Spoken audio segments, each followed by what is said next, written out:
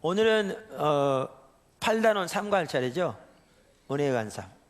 또 지난번에 말씀드린 대로 우리 신앙은 철저하게 은혜에 관한 삶이에요. 그래서 그림도 보여드렸잖아요. 그 중에 하나가 은혜에 관한 삶이에요.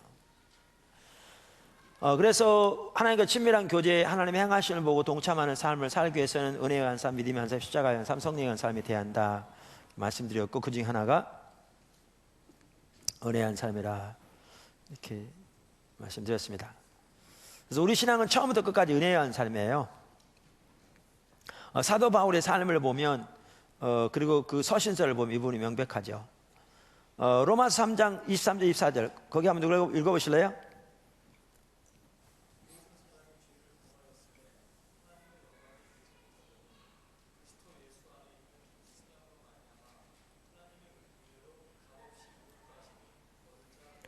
네, 여기에 보면 사실은 이제 이건 구원만을 말하는 게 아니거든요. 또 다른 구절에 보면 구원을 말하는 구절인데, 이제 가장 먼저는 구원이겠죠.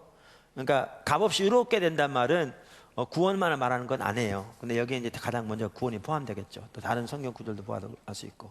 그래서 여기에 보면 우리가 은혜로, 그러니까 구원 얻는 것도 뭘로 되어지는 거예요? 은혜로 되어지는 거예요. 은혜로. 이 부분 잘 압니다. 또 에베소 3장 7절에서 8절 또 읽어보실래요?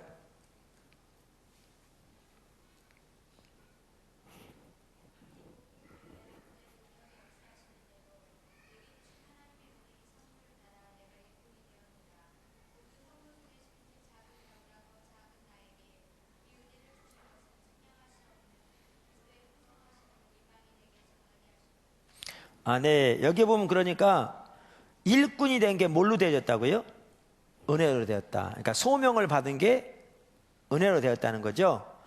그러니까 사도 바울이 표현하기를 모든 성도 중에 지극히 작은 자보다 더 작은 자기라. 그러니까 사도 바울 서신서를 보면 갈수록 더 겸손해지거든요. 이 말은 우리처럼 속으로는 그렇게 생각 안 하면서 겉으로는 이게 겸손하게 자기 비하하는 게 있잖아요. 뭐 나 같은 사람이 아이고 뭐 이제 뭐 그런 경우가 있는데, 그런 겸손을 말하는 게 아니죠. 그러니까 주님 앞에 가까이 가니까 자기 어둠이 더 크게 보인 거죠. 하나님께 가까이 가면, 그러니까 물체도 빛 가까이 가면 그림자 크게 보이거든요. 그런 것처럼. 그래서 그런 건데, 자기와 같이 모든 성도 중에 더 작은 자기에게 그 큰 직분을 맡기신 것은 뭘로 되어졌다? 은혜로 되었다. 그렇죠. 그래서 구원을 받는 것도 은혜로 되어진 것이고, 뭐라고요? 직분을 받은 것도 은혜로 되어진 거라. 그 다음에 고린도서 3장 10절 읽어보시죠. 읽어보시죠.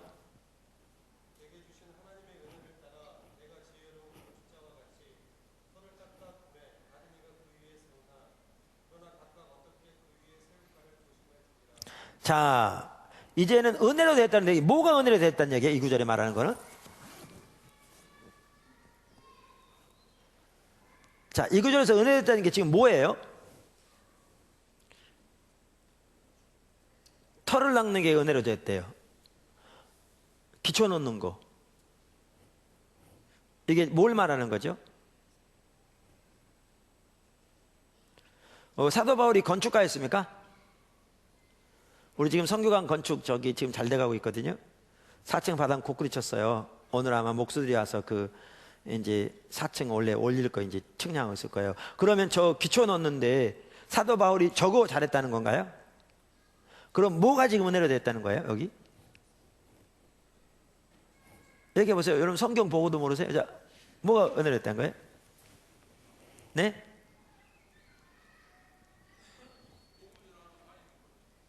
복음 전하러 다니는 거 은혜로 됐다. 네. 네, 교회가 세워지는 거. 그러니까 성경에 보면 사도 바울은 이렇게 자기 소명을 그러니까 사도였잖아요, 그죠? 사도인데 사도 중에서도 무슨 사도?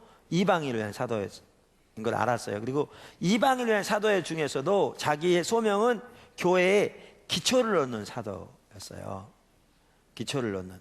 그러니까 교회를 이렇게 건물에 비유하자면 기초를 놓고 다른 사람을 세우는. 이 얘기는 뭐냐면 교회를 개척해서 없는 교회를 개척해서 교회가 세워지게 만들고 이제 그 교회가 점점 주님을 잘하다 양육하는 것은 다른 사람의 몫이었다. 그러니까 사도 바울은 이방인 지역에 교회가 없는 곳에 교회를 개척하여 세우는 일, 이 일을 감당했어요. 그러니까 그거를 지금 뭐로 비교하냐면 건물 짓는 것에 비교해요. 건물 짓는 것에 비교하니까 여기에 뭐죠? 건축자와 같이 털을 닦는 거란 얘기는 아까 지금 우리 성도님 얘기한 것처럼 뭐죠? 자기의 주신 소명, 특별히 이방인의 교회의 기초를 놓는 그 사도로서의 소명을 감당하는 걸 말해요. 근데 그 소명을 감당하는 게 뭘로 되어졌다고요? 은혜로 되어졌다. 이렇게 얘기하죠. 은혜로 되어졌다. 그 다음에 고린도후서 1장 12절 누가 읽어보실래요?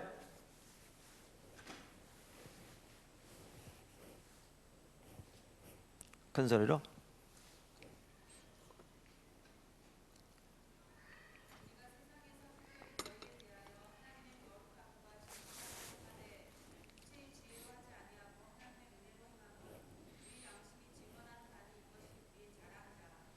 자, 여기에 보면 이제 뭐가 은혜로 되었다는 거예요? 이 부분은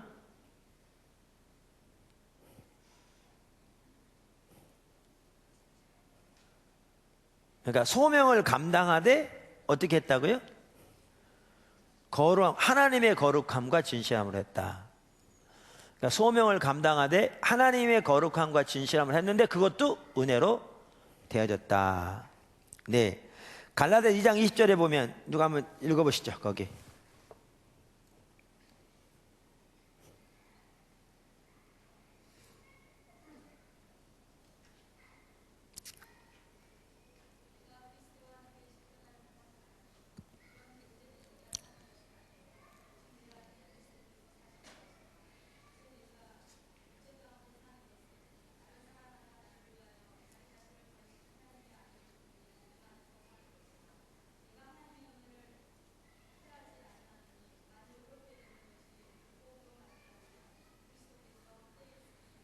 예, 여기에 보시면 여기도 그러니까 우리 지난주 살펴본 그대로 나오죠.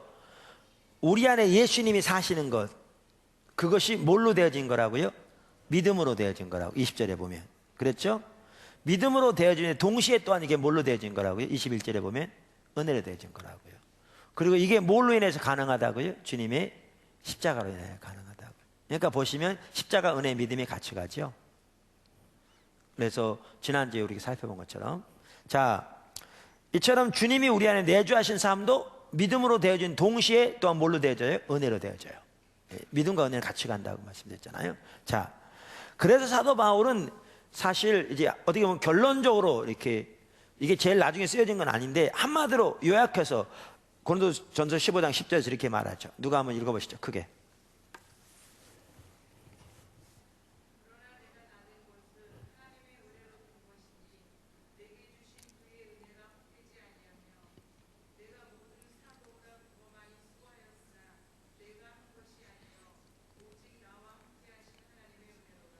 네, 여기에 보면 내가 나된 것은 뭐예요? 아니. 내가 나된 것이라는 뜻이 무슨 뜻이에요? 영어 성경 I am what I am 이렇게 돼 있어요. 그러니까 내가 지금 처해 있는 모든 것을 말하는 거예요. 내가 지금 처해 있는 모든 것이 그것이 그러니까 아까 말한 대로 뭐 구원이건 소명을 받는 것이건 뭐 소명을 감당하신 것이건 소명 감당할 뿐만 아니라 하나님의 거룩함과 진실함 한 것이건 그 외에도 자기가 처해 있는 자기 삶의 모든 것이 뭘로 되어졌다? 은혜로 되어졌다. 은혜로 되어졌다 이렇게 말하죠. 그러면서 그는 뭐라고 더 나아가서 말하냐면 자기에게 주어진 하나님의 은혜가 헛되지 아니하여 자기가 다른 모든 사도보다 더 많이 수고했는데 그것도 뭘로 되어졌다? 하나님 은혜로 되어졌다. 자기가 한 게 아니고 하나님 은혜로 되어졌대요. 그러니까 이걸 보면 사도 바울에게 있는 모든 게 다 뭘로 가능했다는 거예요? 하나님의 은혜로 가능했다는 거예요. 사실 그래서 이 구절을 보아도 알 수 있듯이 사도 바울의 삶과 서신들을 보아 알 수 있듯이 우리 신앙의 모든 것은 구원 얻는 것부터 주님 앞에 서는 그날까지의 모든 것은 다 뭘로 가능합니까? 은혜로 가능합니다. 은혜로 가능해요. 그러니까 우리 신앙은 뭐에 의한 삶이다? 오직 은혜에 의한 삶이다. 그래서 마틴 루터가 종교개혁을 일으킬 때에도 solely by grace, 그러니까 오직 은혜로, 혹은 전적으로 은혜로 이렇게 했죠. 자, 근데 사실 이렇게 말할 때 대부분의 분들이 이 정도는 알아요. 왜냐하면 하도 들어서 이렇게 은혜로 되어진다 뭐 알죠. 근데 은혜로 되어진다고 알면서도 많은 사람들이 실제로 은혜한 삶을 못 사는 이유 중에 하나가 뭐냐 하면요, 그 은혜가 뭔지를 몰라요. 그러니까 이제 우리는 교회에서 일반적으로 이런 정도예요. 아, 집사님 참 수고하셨습니다. 이렇게 집사님 수고하시게 됐네요. 그러니까 아, 내가 뭐려, 은혜죠. 그래 말은. 근데 속으로는 그럼 내가 없으면 되냐 그러고 있는 거죠.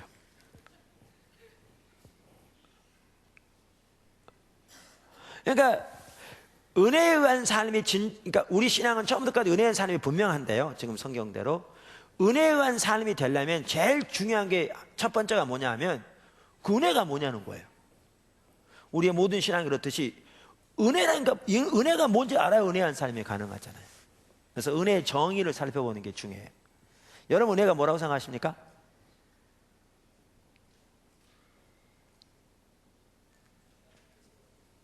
네, 큰 소리로 얘기하셔요. 네.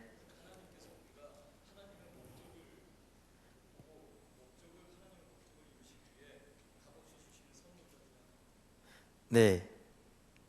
또 다른 분은요?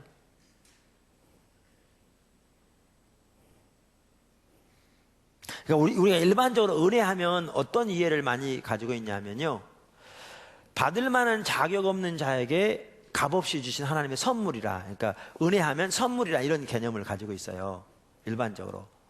근데 그 말이 전적으로 틀린 건 아닌데 문제는 뭐냐면 아까 우리 사도 바울이 서신에서 읽었죠, 그 부분적으로. 그러면 몇 개는 맞아요. 그러니까 구원 이렇게 말한다면 우리가 구원받을 자격이 없는데 하나님께 선물로 우리에게 구원을 주셨다. 그래서 구원은 하나님의 값없는 선물이다. 그러면 이해가 돼요. 그래 안 그래요? 되잖아요.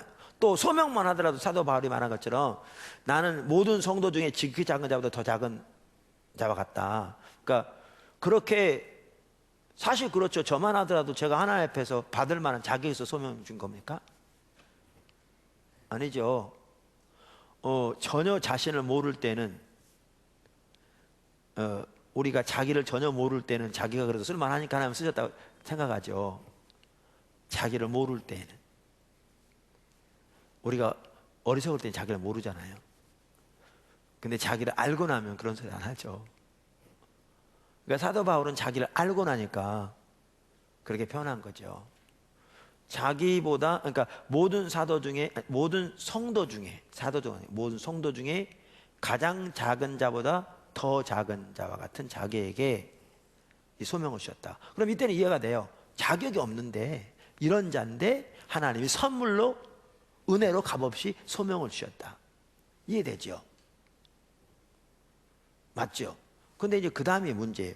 그렇게 만약에 은혜를 정의한다면 아까 뭐라고 그랬죠 우리가? 소명을 감당하되, 그러니까 뭐죠?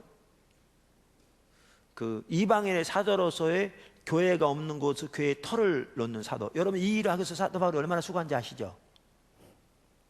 매를 맞기도 하고 돌로 침을 당하기도 하고 감옥에 갇히기도 하고 아시잖아요, 그죠? 배가 파손돼 3일 동안 바다에서 이렇게 뗏목 붙들고 목숨 연하기도 하고 굶기도 하고 자지 못하기도 하고 이런 일이 있었죠. 교회를 세우기 위해서. 이것뿐만 아니라 사람들이 비방, 조롱, 멸시 당했죠. 근데 이 소명을 감당한 게 뭘로 되어졌다고요? 은혜로. 그러면 아까 말한 대로 은혜를 값없이, 그러니까 자격 없는 자에게 값없이 주신 하나님의 선물이라고 그랬는데, 자 그럼 그렇게 이해하면 이 말이 이해돼요 안 돼요? 돼요 안 돼요? 아니 사도 바울이 가만히 있는데 하나님께서 자격 없는 그에게 뭐지? 선물로 주시니까 이 선물로 이게 이 감당하는 게 선물로 주었다. 이게 이해가 됩니까? 안 되잖아요. 그뿐만 아니라 사도 바울이 뭐라고 그러냐면 아까 말한 대로 뭐죠? 나의 나 된 것은 하나님의 은혜로 된 거라. 내가 지금 처해 있는 모든 하나님의 은혜로 된 건데, 내게 주신 하나님의 은혜가 헛되지 않기 위해서 내가 다른 모든 사도보다 더 많이 수고했다. 이 말은 우리가 성경 보면 알죠? 그렇죠? 모든 사도보다 더 많이 수고했는데 사도 바울이 말하기를 내가 한 게 아니래. 그 하나님 은혜가 했대. 그러면 받을 만한 자격 없는 자에게 주신 선물로 생각하면, 그러면 사도 바울은 가만히 있는데 하나님 선물로 주니까 이렇게 됐다는 얘기인가요? 아니잖아요. 다른 모든 사도보다 더 많이 수고했다고 그러는데, 그리고 그가 당한 수고와 희생을 아는데, 그러면 아까 말한 은혜를 그렇게 이해하면 이제 성경 일부는 이해가 되는데 나머지 이해가 안 되는 겁니다. 나머지 이해가 안 돼요. 그러니까 이게 지금 제가 이 뒤에 해놨습니다만은, 여기 보면 은혜와 일 그랬잖아요. 그래서 많은 성도들이 이 부분에 혼동이 되기 때문에 이렇게 은혜와 일의 관계를 잘 못합니다. 그래서 은혜는 선물이라고 생각하니까 그냥 가만히 있으면 선물로 주신 거라고 생각하고, 우리가 노력하면 그거는 은혜가 아닌 거로 생각하고, 그러니까 그럼 아무것도 안 하고 가만히 있으면 하나님 은혜로 하신 거냐? 그러니까 그러면 바울 같은 경우는 말이 안 되는 게, 자기는 아무것도 안 하고 가만히 있었더니 하나님께서 그냥 선물로 주셔가지고 저절로 그냥 교회가 팍팍 세워졌느냐? 그게 아니죠. 그럼 더 많이 수고했는데 자기가 한 게 아니고 은혜가 했단 말은 뭐냐? 안 맞는 거죠. 그러니까 부족한 거예요. 그러니까 받을 만한 자격 없는 자에게 값없이 주시는 선물이 은혜라는 얘기는 부족한 거예요. 일부는 맞는데 일부는 안 맞아요. 그 가지고는 성경을 다 이해하지 못해요. 그래서 저는 은혜를, 사실 은혜를 저와 같이 정의한 사람들이 많습니다. 여러분 책들을 보시면요. 그러니까 비슷한 용어를 사용해서, 은혜는, 성경에 말하는 은혜는 뭐냐 하면요, 여기 나와 있는 것처럼 은혜는 하나님께서 우리에게 명하신 바를 우리로 하여금 실천할 수 있도록 우리에게 힘을 주시고 우리를 도우시는 하나님의 임재의 능력이에요. 그러니까 우리에게 하나님이 말씀하신 것을 행할 수 있도록 우리에게 능력을 부어주시는 하나님의 임재의 능력이라고요. 근데 이거를 받을 만한 자격 없는 자에게 값없이 선물로 주세요. 그러니까 은혜가 받을 만한 자격 없는 자에게 값없이 선물로 주신다는 말은 맞는데, 그게 은혜의 정의는 아닌 거예요. 여러분 USB 아시죠? USB. 그렇잖아요? 이게 제가 이게 뭐가 많이 달려가지고, 이게 USB인데, 이게 아시잖아요? 이게 USB인데, 지금은 USB 하도 내가, 이건 오히려 제 아들이 저한테 준 건데, 제가 수년 전에 여기 책에 나왔지만 우리 아들한테 USB를 하나 선물했어요, 생일에. 이게 지금 컴퓨터 메모리 저장하는 거잖아요. 이거 선물했는데, 어떤 사람이 USB가 뭐예요? 그러니까 받을 만한 자격 없는 자에게 값없이 준 선물이요. 그러면 맞아요, 틀려요? 틀리죠. 내가 아들이 특별히 잘해서 그게 아니라 아들에게 값없이 선물로 준 거예요. 아들을 사랑하니까. 그가 대가를 해서가 아니라 값없이 선물로 준 게 맞는데, 그렇다고 해서 USB 정의가 뭐냐고 물어보면 받을 만한 자격 없는 자에게 값없이 준 선물은 아니죠. 이게 값없이 선물로 주어진 건 맞는데 그 자체가 선물은 아니죠. 은혜가 똑같아요. 은혜가 값없이 준 선물이라는 게 아니고, 은혜는 하나님이 우리에게 명하신 바를 우리에게 행할 수 있도록 우리에게 능력을 부어주신 하나님의 임재의 능력인데, 이거를 하나님이 값없이 선물로 주시는 거예요. 이해되세요? 이 책에도 나오지만요, 제가 은혜를 얘기할 때마다 꼭 드는 예화가 있어요. 왜냐하면 하나님 저는 그것만 생각하면 은혜에 대한 정신이 바짝 나요. 그러니까 하나님이 이제 가르쳐 가시는 거죠. 제가 어제는 말씀드린 주례를 한꺼번에 2건이나 했어요. 그냥 그런 식으로 그냥 자주 있으면 우리 청년들을 그냥 빨리빨리 결혼 잘하고 좋을 것 같아요. 조금 또 우리 주례 또 한 번 합니다. 2월 달인가 3월 달에. 또 감사해요. 그것도 교회 내에서요. 6명이 지금 이제 해결되는 거잖아요. 감사한데, 지금은 결혼 주례 많아요. 근데 제가 처음 교회 주례한 적이 있었어요. 그때가 포도나무가 개척되고 첫 해인가 그랬는데 처음으로 교회를 주례했어요. 그러니까 결혼을 주례했어요. 그 전에 한 번도 안 했고요. 제가 고등학교 후배였는데 주례를 처음으로 했어요. 그때 송파구에서 했었거든요, 결혼을. 근데 처음으로 이제 주례하러 간 겁니다. 액시장에서 한 거예요.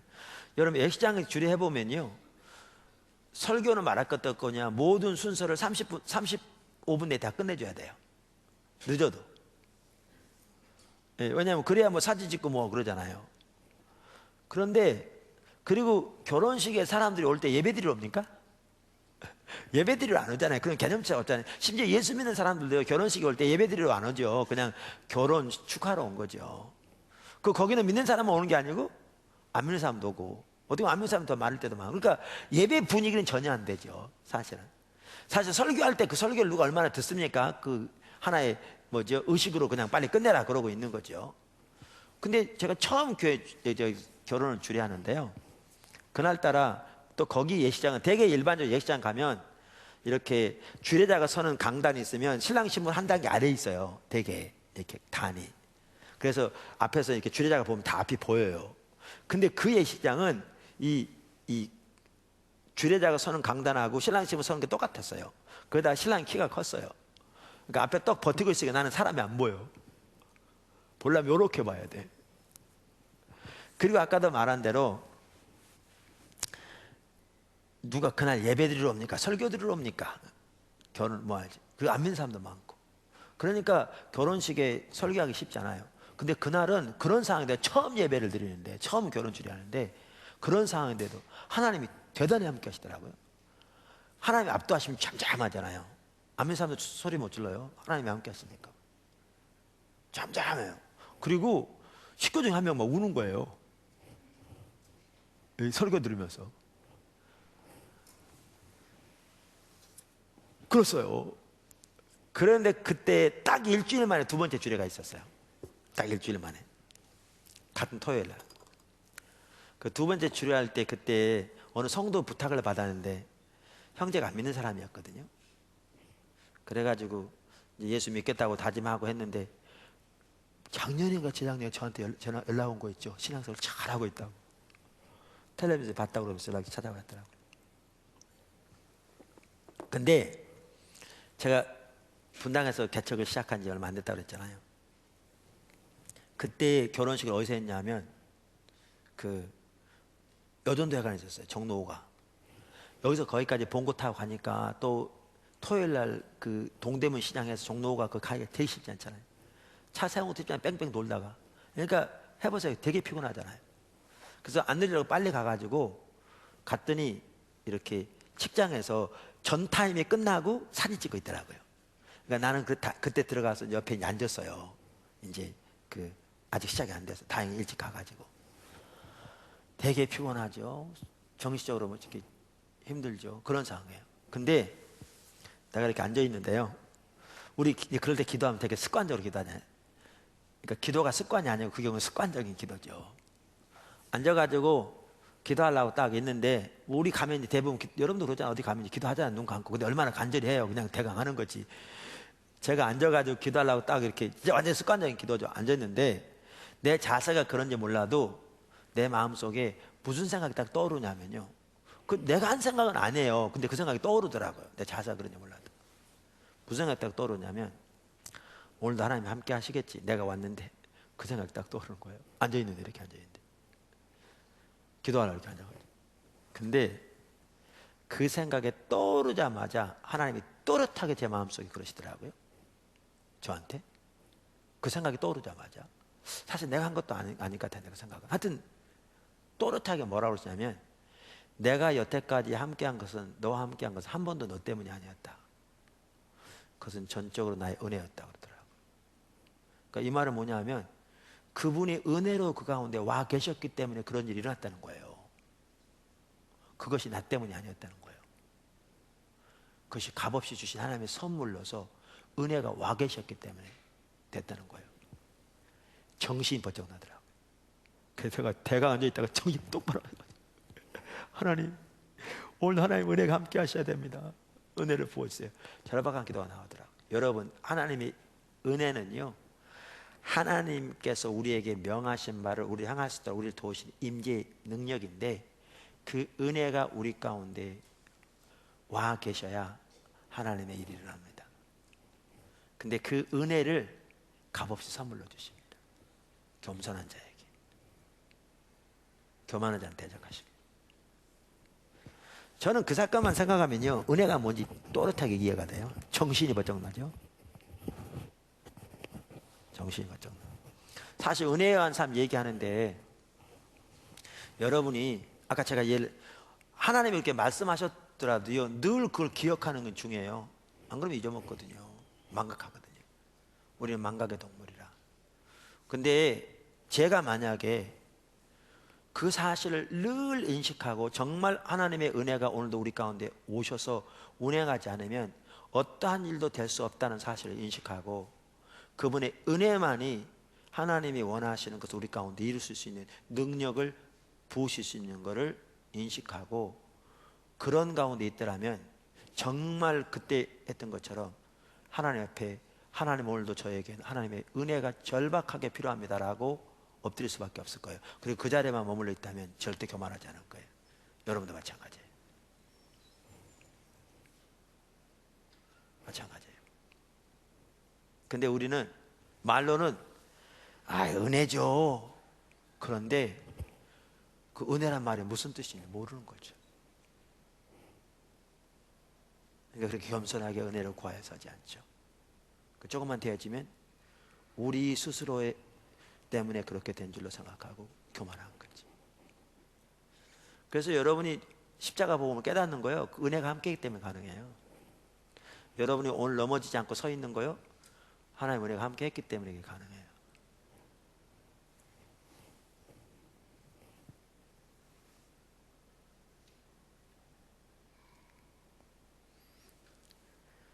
이 책에 나와 있는지 모르겠는데, 저는요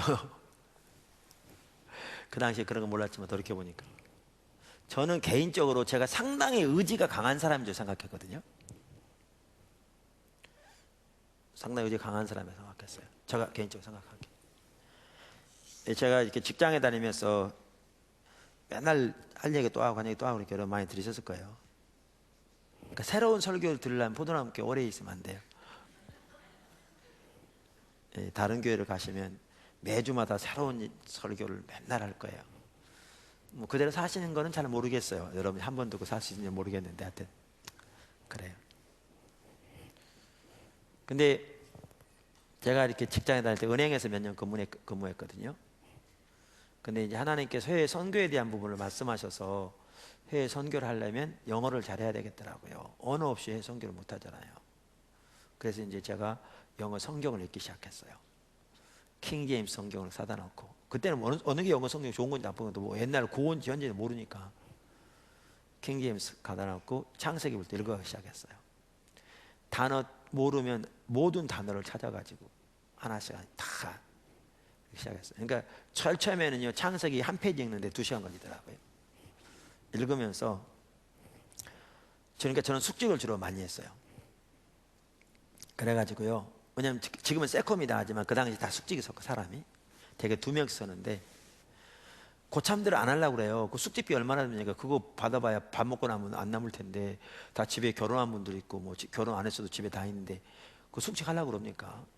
그러니까 이제 저는 숙직을 많이 했어요. 집에 가야 공부도 안 되고 하니까 내 몫은 당연히 내 몫하고 다른 분 거 대신하는 거죠. 숙직 많이 했어요. 저는 그래서 라면을 그때 너무나 많이 먹어가지고요, 아침 저녁 맨날 라면 먹어가지고, 지금도 라면 싫어하잖아요. 요 근래 와서 진짜 가끔 한 번씩 라면 먹지, 진짜 얼마 전까지도 라면 절대 안 먹었거든요. 라면이라면 질렸거든요. 평생 먹을 라면 다 먹어가지고 그랬는데, 그러니까 누가 저한테 라면 사준다고 그러지 마세요. 정중하게 거절할 거니까.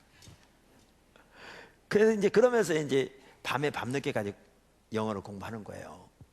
영어 성경을 펴놓고. 근데 그게 결국 나중에 미국 공부하러 가는데 다 쓰였어요. 그 당시 저녁 올라가는데. 근데 그리고 새벽에 일찍 일어나서 공부하고. 그러니까 저는 나는 의지가 좀 있는 사람인 줄 알았어요. 그게. 그리고 나는 하려면 할 수 있는 사람이라고 생각했어요. 저는요. 근데 요즘은 제가 영어를 좀 공부했으면 좋겠더라고요. 왜냐면 영어 잘하잖아요. 그런데 아는데 제가 설교를 자유자재로 하려고 그러면 영어가 좀 부족해요. 제가 한 몇 년만 영어를 열심히 공부하면, 요즘은 오래 산다는데 한 1, 2년 공부해가지고 한 15년을 자유자재로 제가 마음대로 설교할 수 있도록 되면 너무나 좋잖아요. 그래서 영어를 좀 공부해 볼까 그러는데요, 안 돼. 물론 시간도 없지만 안 돼요. 내가 그걸 보면서 뭘 깨닫게 되냐면요, 그게 내 의지로 된 게 아니었어요. 그 당시에는 지 자신을 모르니까 저는 그래도 좀 의지의 사람이라 하면 될 줄 아는 거죠. 아니요, 전혀 그게 아니에요. 제 의지로 됐으면 지금도 돼야죠.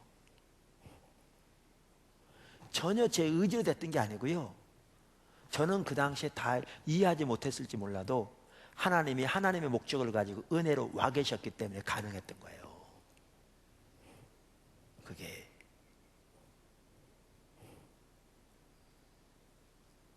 무슨 얘기 이해하세요? 은혜가 와 계셨기 때문에 가능했던 거예요. 은혜가. 이처럼 하나님의 은혜는 우리에게 명하신 바를 우리에게 행할 수 있도록 우리를 도우시는 하나님의 임재의 능력이에요. 근데 그거를 하나님이 값없이 선물로 주세요. 특별히 하나님의 목적을 위해 보내세요. 이제 다음 주에 보면 이제 너무나 중요한 사실 부분이 다음 과예요. 근데 다음 과는 다음 주에 못해요. 제가 파라과에서 못 돌아옵니다. 사역하고 이렇게 나른 시간만 25시간이니까 다음 시간은 숫자가 보면 쉽니다. 제가 주일까지 못 돌아옵니다. 그래서 오는 길에, 다음 주간에 구정인데 오는 길에 브라질에 들려서 우리 브라질 선교사님들과 함께 시간을 좀 보내고 그리고 올 겁니다. 근데 그래서 은혜가 와 계셨기 때문에 가능한 거예요. 은혜가 와 계셨기 때문에. 그러니까 사도 바울이 한 말이 그 말이에요. 나의 나 된 것은 하나님의 은혜로 된 것이다. 하나님의 목적을 가지고 은혜로 와 계셨어요. 그러니까 이 일들이 가능했어요. 그러면 사도 바울이 뭐라고 그러냐면, 내가 내게 주신 하나님의 은혜가 헛되지 않게 하기 위해서 다른 모든 사람보다 더 많이 수고했다. 수고했어요. 이거 수고한 거예요. 자기는 가만히 팔짱 끼고 있는데 그냥 하나님 선물로 주가 된 게 아니었어요. 하다가 아까도 말했잖아요. 돌에 맞기도 하고, 어떨 때는 사도 바울 우리가 보면 참 그래요. 야, 어떻게 저 사람인가 싶어요. 왜냐하면 사람들이 돌로 그냥 때려가지고, 여러분 말이 그렇지 돌로 만다고 생각해 보세요. 한 대만 맞아도 아플 텐데 사람들이 돌로 죽인다고 돌로 때릴 때 이렇게 때리겠어요? 죽어라고 사자없이 던질 거 아니에요. 그런 돌이 이런 데 맞고 뭐 때로는 머리에 맞고 뭐 생각해 보세요. 이게 사람이 할 짓인가 당할 짓인가. 그렇게 돌이 맞았어요. 그리고 성경이 어떻게 됐냐면 사람들이 죽은 줄 알고 갖다 버렸다고 그랬어요. 그러니까 죽은 줄 알고 갖다 버릴 정도면 돌에 맞아도 어떻게 맞았는지 아시겠죠? 그런데 날씨가 추워지니까 일어나가지고 털털 털고 다음 마을로 가서 전도한 거 아세요? 성경에 보면 사도행전에 우리 같으면 한 달은 누워 있어야 돼. 그리고 한번 이런 일 있으면 이거 평생 다시 할까 말까요. 이제 내가 하나님 그래도 섬기려고 그러는데 이게 돌에 맞아가지고 이 정도 됐으니까 이제 나는 이제 그래요. 근데 사도 바울은 일어나가지고요, 성경에 보시면 털털 털고 일어나가지고 다음 마을로 가서 전도했어요. 우리가 생각하는 이게 사람이 할 짓이냐 싶어요. 근데 그게 사도 바울이 하는 얘기가 뭐냐면요, 이게 자기가 한 게 아니래요. 그거 기억하셔야. 자기가 한 게 아니란 말은 아까도 말한 자기는 가만히 있는데 하나님이 자기를 로봇처럼 움직인 게 아니고요, 가만히 있는데 선물로 그냥 이게 아니에요. 자기는 얻어 터지고 자기가 말하고 자기가 수고하고 했죠. 내가 다른 모든 사람보다 더 수고했으나. 근데 내가 한 게 아니란 얘기는 뭐냐면 자기 힘으로 됐던 게 아니라는 거예요. 이게 자기 결단이 뛰어나서 한 게 아니고 뭐죠? 자기가 말한 대로 진짜 다른 사람이 가지지 못할 초인적인 그러한 그에게 의지가 있어 된 게 아니고, 하나님의 은혜가 그와 함께 때문에 가능했던 거야. 그 얘기예요. 그게 저는 제키 플린저의 추룡이라는 책이 있잖아요. 제키 플린저 아시죠? 홍콩에 사역하는 그에 관한 전기가 추룡이에요. 원래 Chasing the Dragon, 그래서 용을 쫓다라는 건데 추룡, 그러니까 용을 쫓는다. 그래서 그 규장에서 나왔는데 한번 읽어보세요. 너무나 귀한 일이에요. 근데 저는 끝까지 안 읽고 그분에 대해서 어느 정도 알고 제가 처음 부분 좀 읽어봤는데요. 읽다가 그 생각이 들더라고요. 야, 어떻게 사람이 이렇게 하나? 처녀로서 완전히 우범지대, 거기는 경찰력이 와닿지 않은 온갖 중범죄가 상시로 일어나는, 거기에 가서 창녀들, 마약 중독자들, 갱단들 대상으로 복음을 전한 사람이에요. 생각하면 야, 어떻게 이런 일을 그래요. 근데 생각을 바꾸면 그게 받아지더라고요. 그러서는 못해요. 제가 그분을 무시한 게 아니고요, 그러서는 할 수 없는 일인데 하나님이 하나님의 목적을 위해 은혜로 그와 함께 하셨어요. 하나님의 은혜가 그것을 가능하게 했어요. 그래서 가능해요. 하나님의 은혜가. 그래서 사도 바울이 하는 얘기가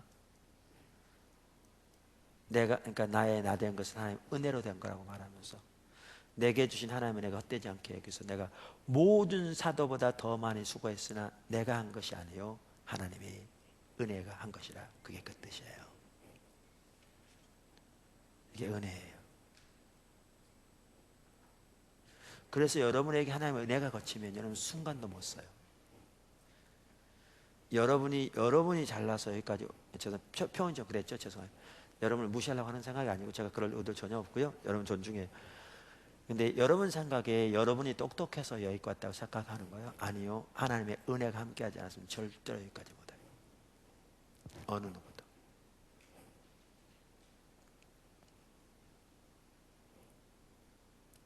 그래서 우리에게는 하나님의 은혜가 절박하게 필요해요. 순간순간.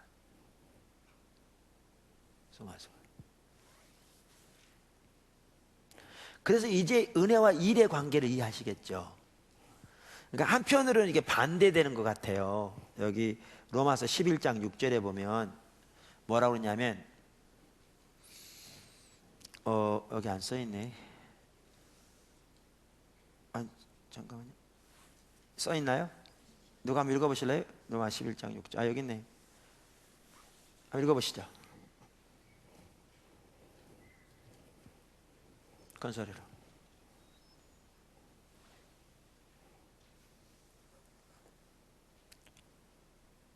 만일 은혜로 된 것이면 행위로 말미암지 않으니 그렇지 않으면 은혜가 은혜되지 못하리라. 네, 여기에 보면 은혜로 된 것이면 뭘로 안 된 거라고요? 행위로 안 된 거라고요. 우리 성도님은 아내하고 오래 사셔서 은혜가 은혜됐네요. 우리 새롬 자매가 어제 결혼했잖아요. 우리 간사실에 저기 부산 분들이 많으세요. 와서 수고 많이 하세요. 새롬 자매 하루는 그랬대. 제가 얘기한 것 같은데 사무교 성경에 은혜가 없어요 그랬대요. 그러니까 전부 다 긴장하고 또 왜 시험 들었나 왜 그러나 그랬더니 은혜는 없고 은혜만 있어요 그랬대.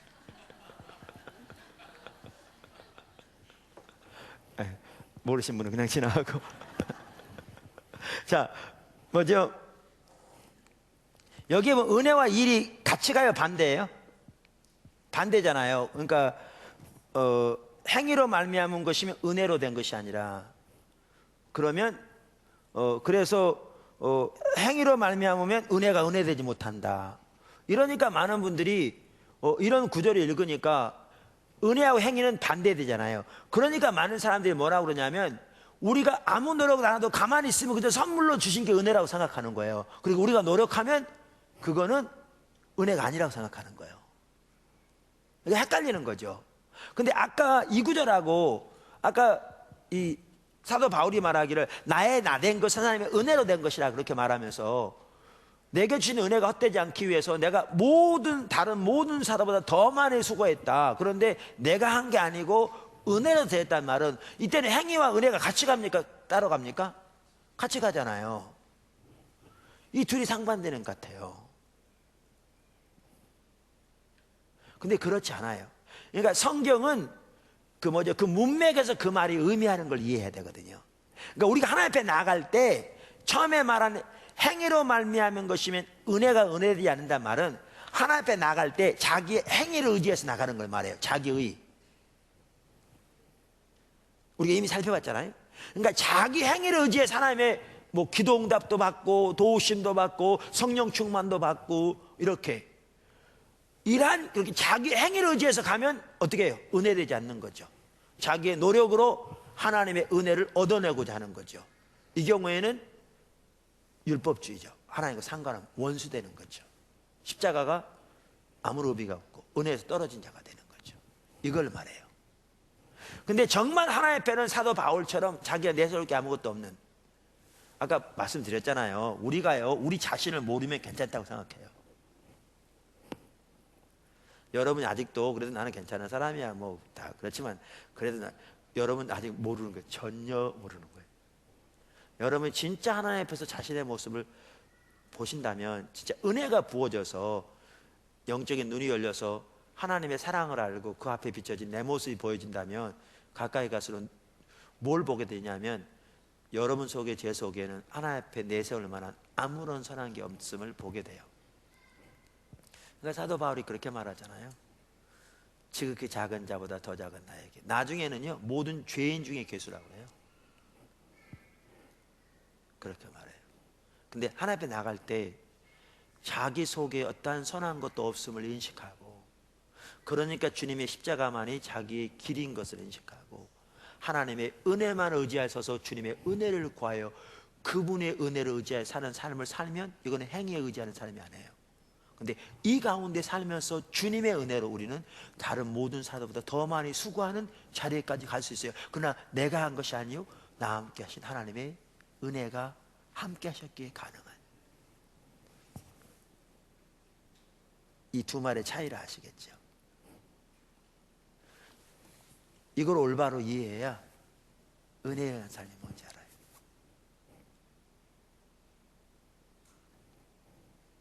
은혜의 한 삶. 이제 조금 이해하시죠? 네. 그래서 여러분들이 하나님의 은혜를 이렇게 올바로 이해하면 정말 우리가 하나님 은혜가 없이는 안 되는 걸 알아요. 정말. 그리고 자기가 내려져요.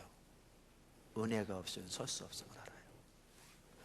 그래서 하나님 앞에 서서, 하나님 은혜가 없이는 오늘도 하나님 은혜가 함께하는 저는 설 수 없어, 하나님 은혜를 부으시고 기도하게 돼요. 그래서 그게 겸손인 거예요. 겸손한 자에게 은혜를 부으시잖아요.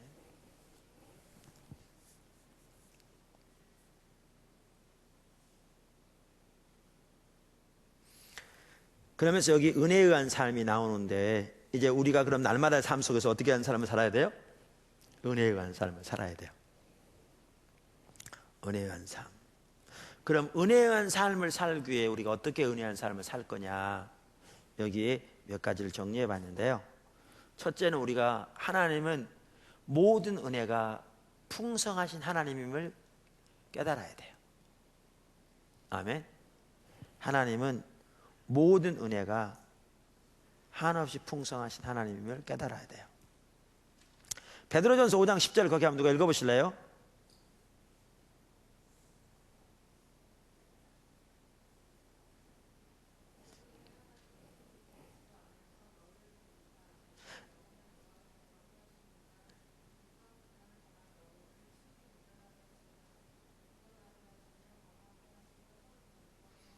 아멘. 여기에 보면 하나님을 뭐라고 표현하고 있어요? 모든 은혜 하나님에 표현하고 있죠. 그리고 누가 너희를 친히 온전하게 하시고 굳건하게 하시고 강하게 하시고 털을 견고하게 하실 거라고요? 누가? 그 하나님이. 그러니까 우리가 우리를 견고하게 할 거라고 그랬어요? 우리가 우리를 강하게 하실 거라고 그랬어요? 아니면 누가요? 모든 은혜 하나님 그분이 우리를 견고하게 하실 거라고요. 그분이 우리를 강하게 하실 거라. 이건 너무나 중요한 말입니다. 여러분, 우리는 너무나 많은 경우에 우리가 우리 스스로를 강하게 하려고 해요. 우리 너로 열심히 하고 안 되니까 실망하고 좌절해. 근데 성경은 우리가 우리를 경고케 한다고 써 있지 않고요. 뭐라고 써 있어요? 모든 은혜의 하나님이 그렇게 하실 거라고 돼 있어요. 이 말에는 뭐가 내포되어 있겠어요? 모든 은혜의 하나님이 은혜를 부으심으로 그분이 친히 우리를 세워가실 거라고 그 말이에요. 너무나 중요한 말이죠. 자, 그 다음에 에베소 1장 7절 누가 읽어보실래요?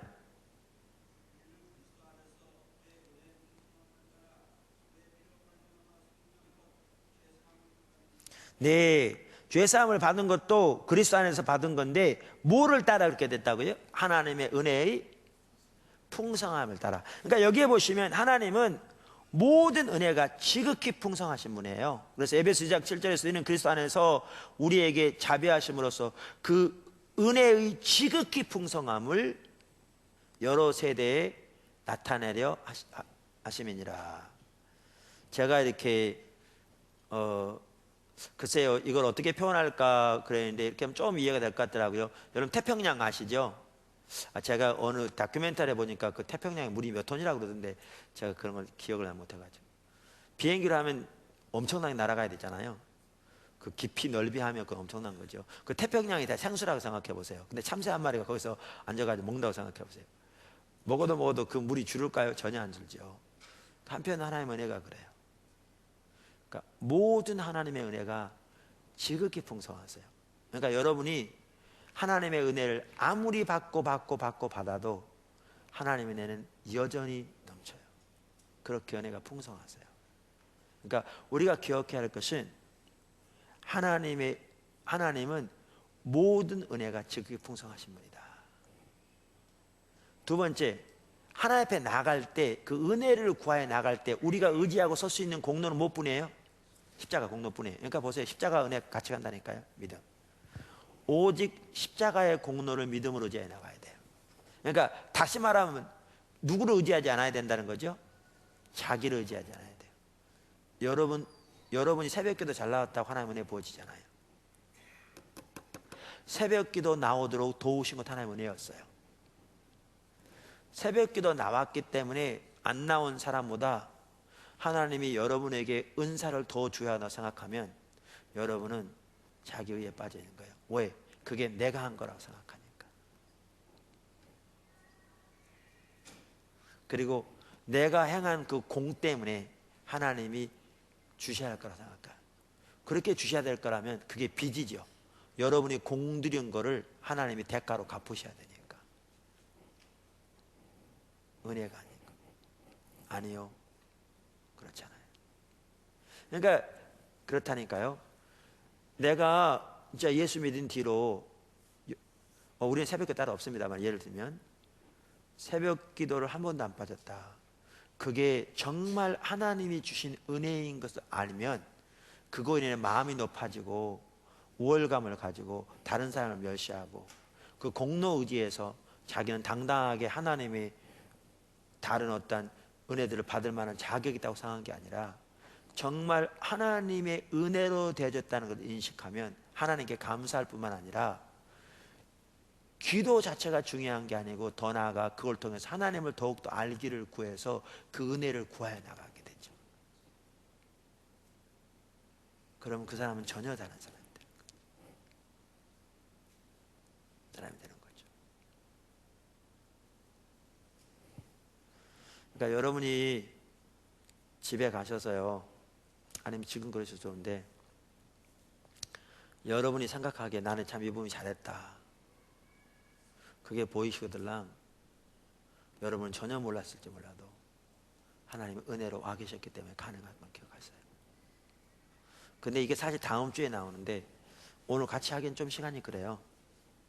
시간이 좀 많이 걸려서 다음 주에 나오는데, 하나님이 목적을 가지고 은혜를 보내세요.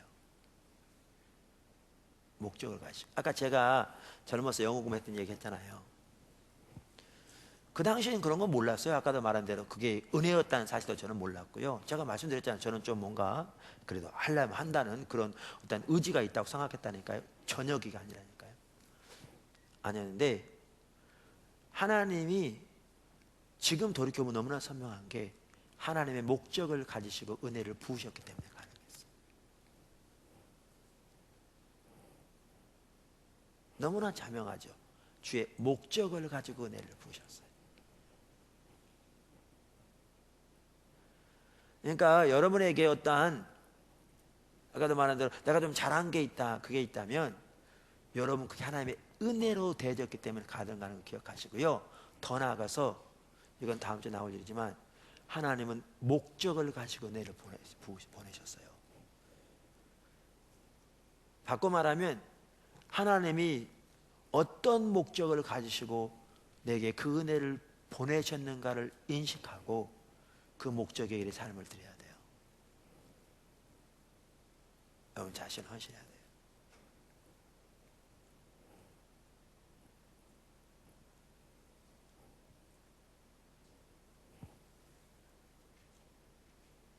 하나님은 은혜가 지극히 풍성하신 분인데 그 하나님 앞에 나아갈 수 있는 근거는 뭐라고요? 주님의 십자가의 공로뿐이에요.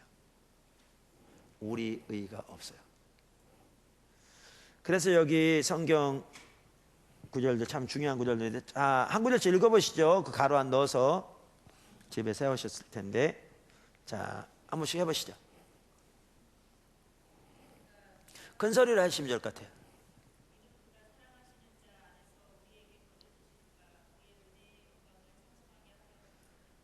그의 사랑하시는 자가 누구를 가리키죠? 여러분이요? 아니요, 예수님을 가리켜요. 하나님이 예수님 안에서 우리에게 거저 주시는 바. 그 다음에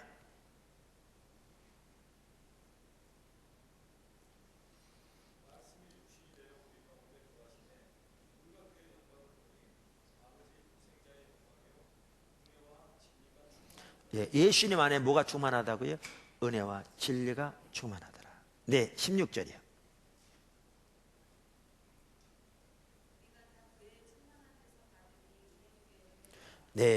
예수님 안에 은혜가 충만하고요. 예수님 안에서 우리가 은혜 외 은혜를 받죠. 무슨 말인지 아시죠? 주님이 하나님이 우리에게 은혜를 부으시는 유일한 통로가 누구예요? 예수님이에요. 예수님. 그러니까 예수님이 우리의 통로라는 얘기가 뭐예요? 예수님의 십자가의 공로를 의지하여 나가 그분 때문에 그분으로 인하여 우리에게 하나님의 은혜가 주어진다는 거예요.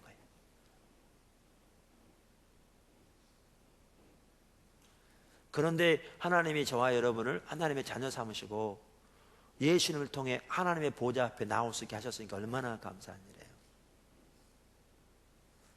그래서 하나님의 은혜는 모든 은혜가 지극히 풍성한 분인데 그 은혜를 구하여 나갈 수 있는 근거가 예수님의 십자가의 공로예요.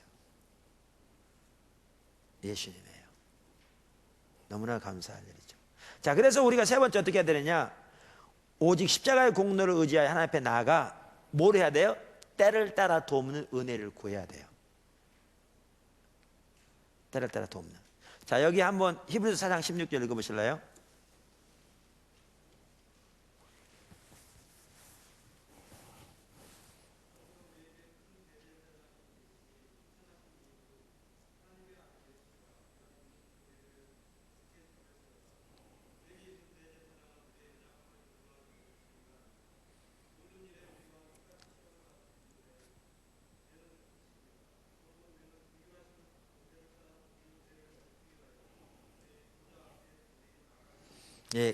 긍휼하심을 입고 때를 따라 돕는 하나님의 은혜를 얻기 위하여 어디로 나가자? 하나님의 보좌를 무슨 보좌라고 비유하고 있어요? 은혜의 보좌라고 비유하고 있어요. 그래서 아까 제가 처음 살펴본 것처럼 그렇게 하나님의 은혜의 보좌 앞에 나아가 때를 따라, 이 말은 우리 상황에서 필요한 은혜를 구하라는 얘기예요. 제가 아까 오후에 2부 예배 시간 끝나 기도 사역했잖아요. 이렇게 앞에서 기도하면서 중간중간 내려가 제가 이제 마이크가 있으니까 편해요. 왜냐하면 가서 기도하면서도 제가 하나님 전체적으로 주신 감동을 나눌 수 있으니까. 그래서 마이크를 껐다 켰다 하면서 기도 사역할 수 좋은데 한 분을 위해 기도하는데 그분에게만 해당되는 건 아닌 것 같고요. 전체적인 감동을 주시는데 그 하나님 그런 감동을 주시더라고요. 마음은 원이라도 육신은 약하다. 이것이 핑계처럼 당연한 것처럼 우리 인간은 그런 것처럼 그것을 정당화시키는, 예를 들면 하나님 찾지 않는 것을 인하여, 오늘 하나님 찾지 않은 거 회개하고 결단하라고 했잖아요. 인하여 그거 죄예요. 그거 불신이에요. 근데 사람들이 너무나 많이 그렇게 해요. 그렇게 안 하고 뭐로 했어야 되는데요. 은혜를 구웠어야 돼요.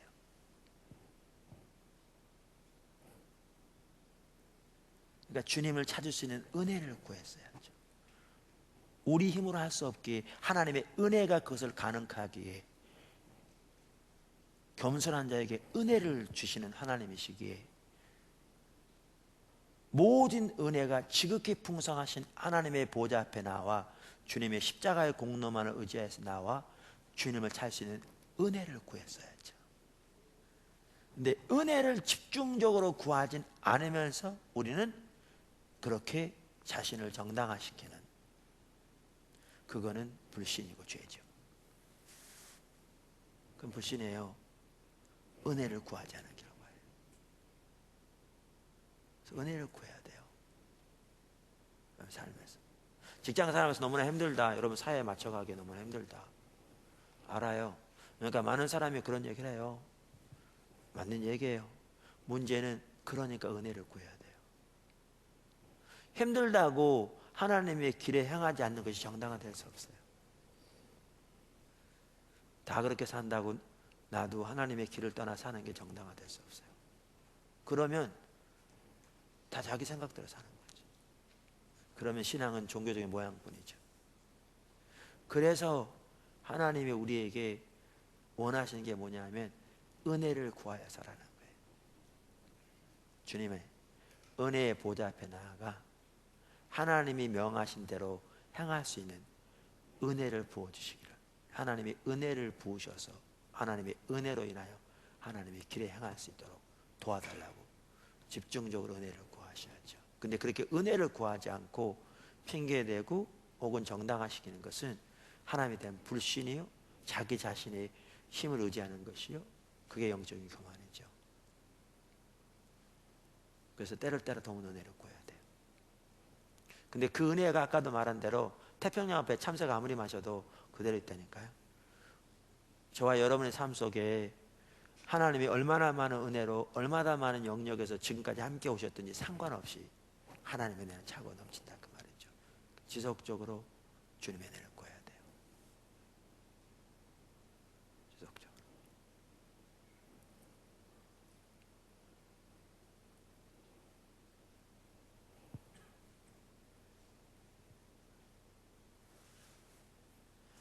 주님 말씀하시죠.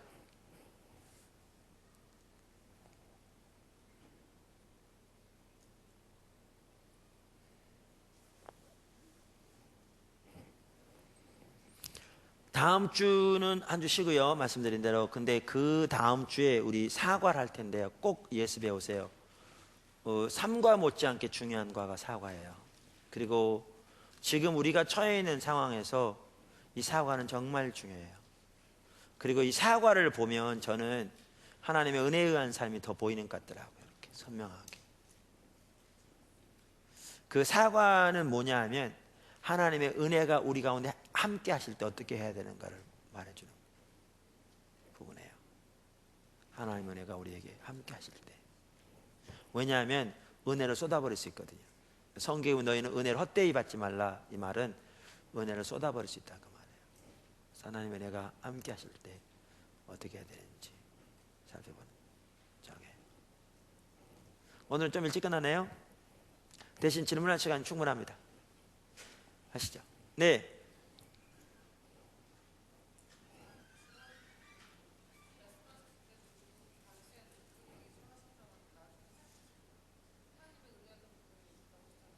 네.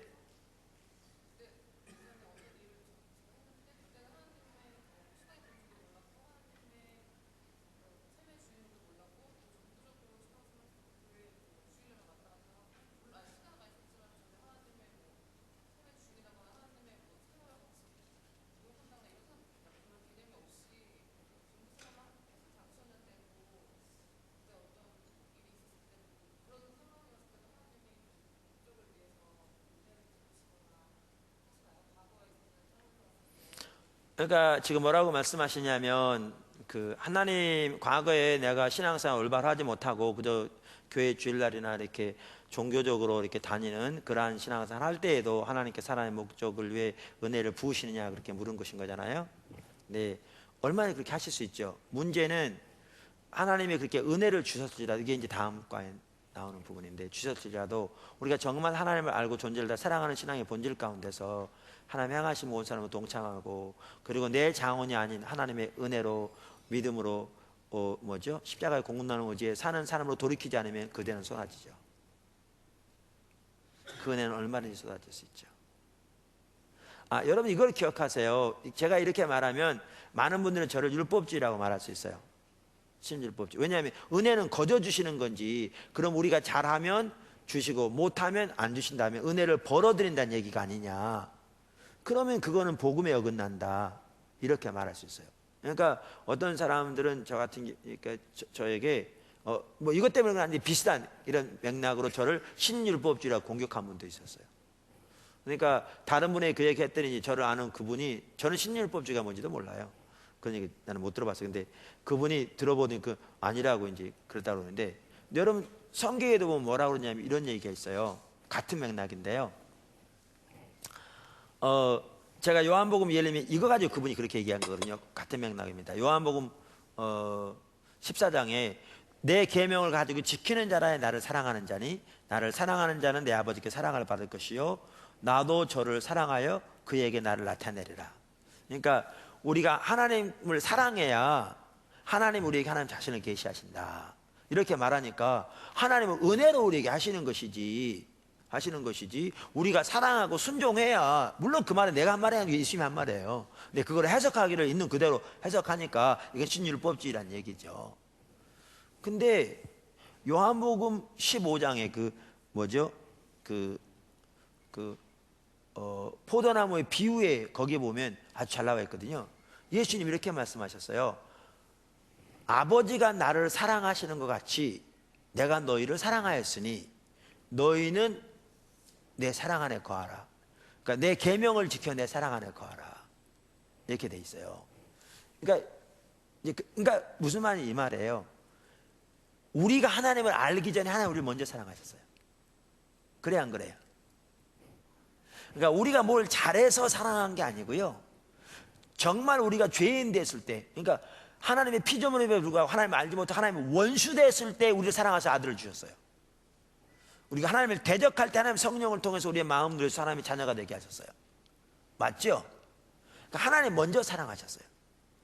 먼저 사랑하시고 은혜로 사랑하셨는데 우리가 하나님이 은혜로 값없이 사랑하시기 때문에 그런 마음대로 산다고 그 사랑이 유지돼야 한대요. 하나님의 사랑은 변함이 없어요. 처음부터 그가 영원히 변함이 없어요. 문제는 우리가 주님의 사랑 안에 거하잖아요.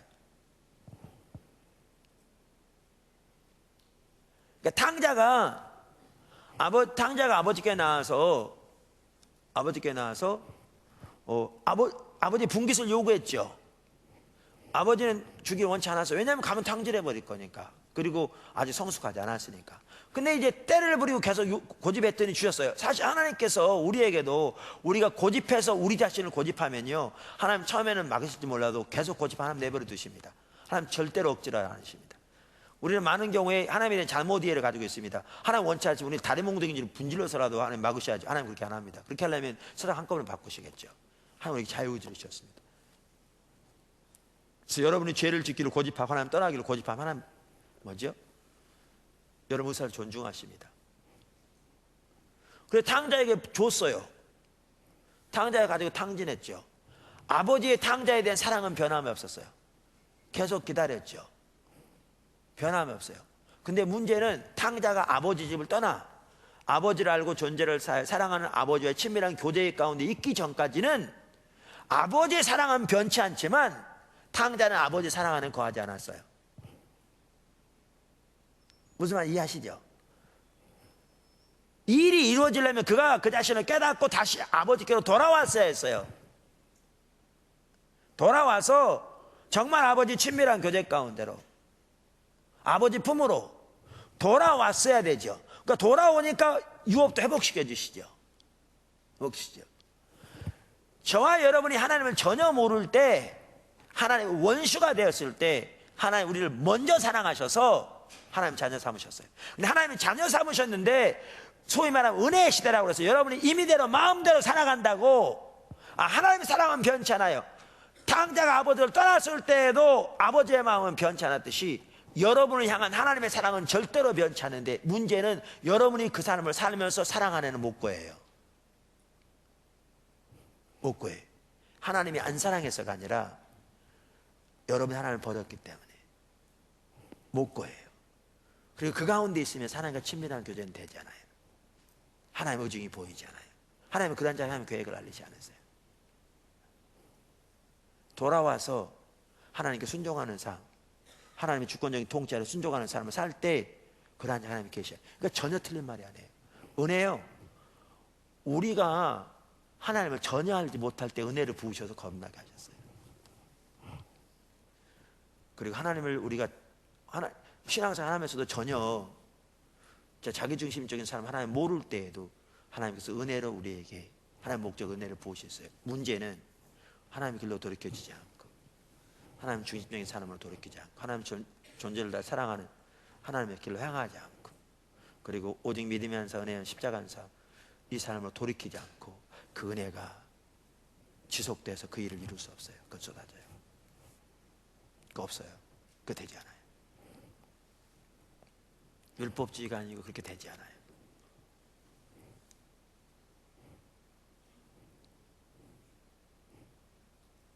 그래서 성경은 은혜를 헛되이 받지 말라고 그러죠.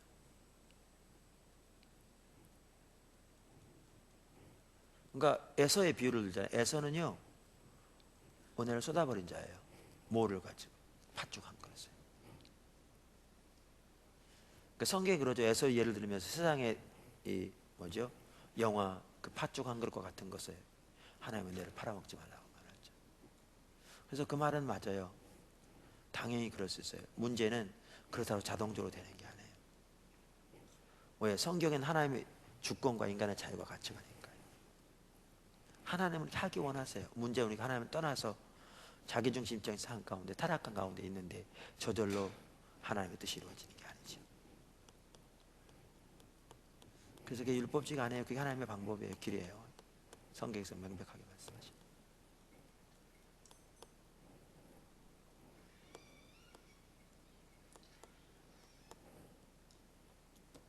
또 질문 있으면 하시죠.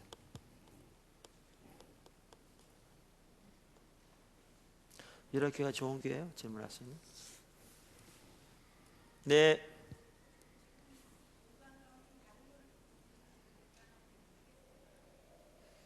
네, 가능하면 이 부분에 하시고요. 다른 부분 질문해 보세요. 제가 답변할 것 같으면 하고 아니면 안 할게요.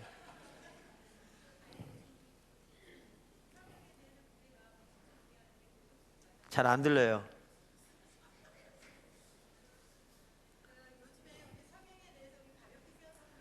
네.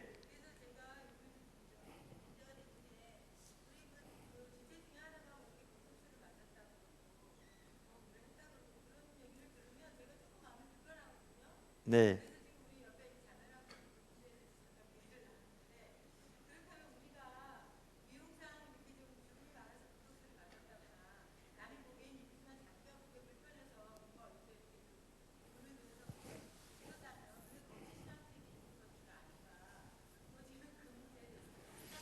누가 이렇게 보톡스를 맞았으면 그건 거짓 신앙심이 있는 거 아니니까 그 말씀인가요? 말하면 저는 잘 모르겠어요. 그러니까 저를 갖다 붙이지는 마세요. 거기다가. 네. 다른 분 질문 있으면.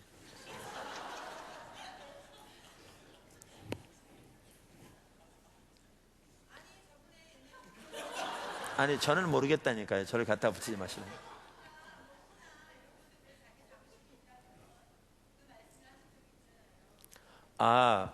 자부심하고 제가 말한 그러니까 그건 다르죠. 그 다른 얘기죠. 그러니까 내가 말한 자부심이라는 것은 육신으로 인하여 자기가 자랑하고 자부심을 갖는 것은 육신을 의지하는 거죠. 그러니까 어떤 사람이 뭐 예를 들면 보톡스를 맞아서 지금 얘기한 대로 보톡스를 맞는 것으로 진짜 자기가 자부심을 가지고 난 주름도 없어 까부 너 몇 살인데 이러고 있냐 뭐 이런 자부심이 있다면 그 신앙은 당연히 율법주의에 빠져 있는 잘못된 건데, 지금 성형수술 했거나 아니면 보톡스를 맞는 자체가 율법주의에 빠졌다고 말하는 거니까 저는 그렇게 보진 않는다, 지금 그 말이죠.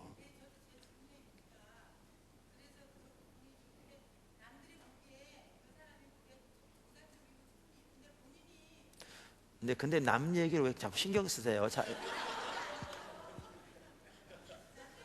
남 얘기 신경 쓰지 마시고요. 그러니까 남이 보기에는 충분히 예쁜데 자기가 그랬다고 그러는데 그 왜 내 관점에서 상대방을 자꾸 판단하려고 그러세요?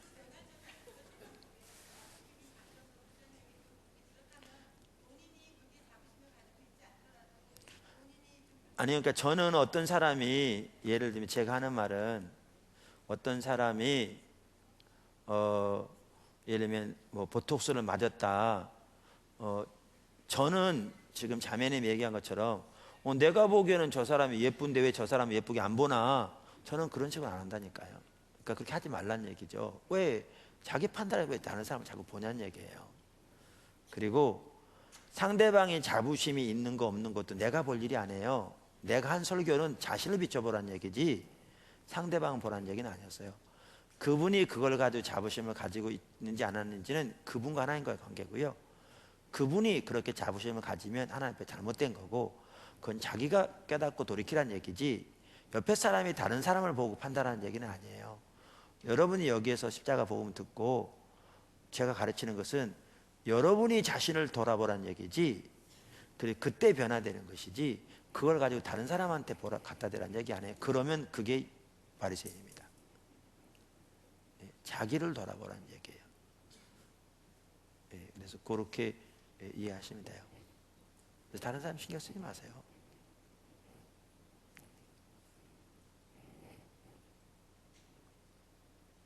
참고로 저는 보톡스는 안 했습니다만. 네, 저 질문 있으면 하시죠.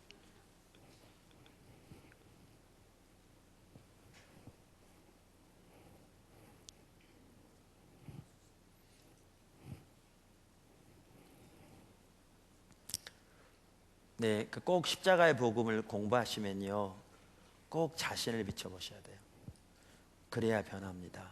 그리고 그런 취지에서 제가 나누는 겁니다. 제가 가끔 이렇게 오늘날의 교회 현실 이렇게 말하면 상대방을 비판하는 차원에서 말하는 게 아니고요, 우리들의 현실을 보자는 거예요. 그리고 우리가 얼마나 하나님 앞에 돌이켜야 할 처지에 있는가, 그래서 우리 자신부터 돌이켜야 한다, 이런 취지로 말하는 거지, 그것을 가지고 다른 사람, 이런 목회자나 또 뭐죠, 다른 교회 목회자나 다른 교회를 판단하고 우월감을 가지고 대조해봐라, 그게 아닙니다. 그렇게 한다면 여러분은 전혀 주님 안 따라가고 있는 겁니다. 자기가 보여져야 변합니다.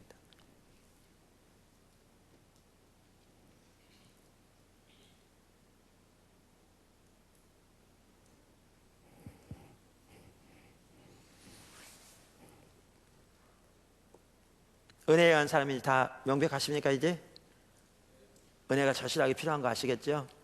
그래서 은혜를 구하십시오. 다음 주에는 말씀드린 대로 이렇게 아주 중요한 장입니다. 이번 주 못지않게 다음번에는 하나님 은혜가 함께 하실 때 살펴볼 거고요. 꼭 공부해 오시고요. 이번에 저하고 이길수 목사님, 그러니까 우리 부부 이길수 목사님 부부 4명인가요? 사실 전혀 생각을 안 했는데 파라과이에 있는 선교사 협의회에서 좀 와달라고 그래가지고요. 그렇게 수는 많지 않은데 와달라고 그래서 그 선교사님들하고 그 지역 목사님들하고 평신도들 안 하고 목회자들만 모여서 집회를 할 거예요. 한편으로는 매우 귀한 시간이죠. 근데 사실 여건은 쉽지 않은 것 같더라고요. 앞서 한 분이 지금 가 계시거든요, 선발대로. 그분 왈 이렇게 에어컨 앞에 서 있어도 덥다고. 그 전에 그 지역에 사역하는 한 분이 과거에 포도나무 교회를 방문했더라고요. 분당에 사역할 때 그분이 분당에 사역하다 가셨더라고요. 그래서 한번 메일이 와서 너무 반갑던데, 그분 표현에 의하면 요 근래 48도로 오르내리고 있습니다. dengu열이 심합니다. 뭐 이렇게 왔더라고요. 오란 얘기인지 오지 말란 얘기인지. 그래가지고 네, 그런 상황이라, 또 건강이 요즘 많이 이제 지치고 그러잖아요. 예, 그래서 예, 좀 기도가 많이 필요하더라고요.